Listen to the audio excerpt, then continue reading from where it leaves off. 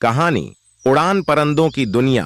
परंदों के नाम सीखें अली और नानी की परंदों की दुनिया में सीर अली की आंखों में तजस्सुस की चमक थी जब नानी ने उसका हाथ पकड़ा और उसे सरसब्ज जंगल की तरफ ले गईं। बेटा, आज हम परंदों के नाम सीखेंगे, नानी ने एक गर्म मुस्कुराहट के साथ कहा।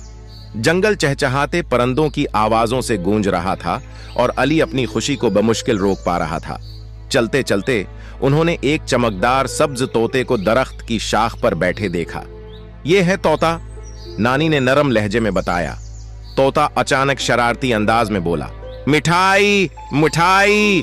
अली हंस पड़ा और नानी भी मुस्कुरा दी और उन्होंने अली को बताया कि तोते सुनी हुई आवाजों की नकल करने का शौक रखते हैं।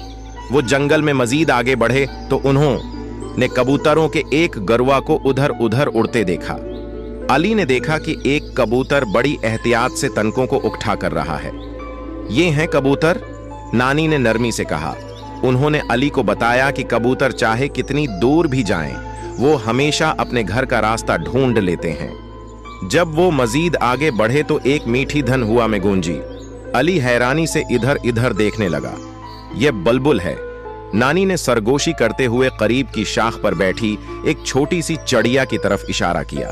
बुलबुल का गीत इतना खूबसूरत था कि लगता था जैसे पूरा जंगल इसकी आवाज में महू हो गया हो। बुलबुल अपनी खूबसूरत आवाज के लिए मशहूर है, नानी ने कहा, और अली ने सिर हिलाते हुए इस आवाज की दलकशी में खो गया। अचानक पत्तों की सरसराहट की आवाज ने उन्हें ऊपर देखने पर मजबूर किया। एक शानदार मोर अपने रंग बरंगे परों को फैलाकर खूबसूरती से नाच रहा था। यह है मोर, नानी ने सरगोशी की और अली की आंखें हैरत से खुली की खुली रह गईं। मोर के चमकते रंगों और शानदार हरकतों ने अली को हैरत ज़दा कर दिया। मोर अपने रंग बरंगे परों और नाच के लिए मशहूर है, खासकर बारिश के मौसम में, नानी ने बताया, और वो दोनों वहीं खड़े महो हो गए।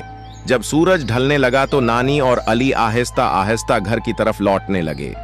नानी, आज का दिन बहुत खास था, अली ने कहा, इसका हाथ मजबूती से पकड़े।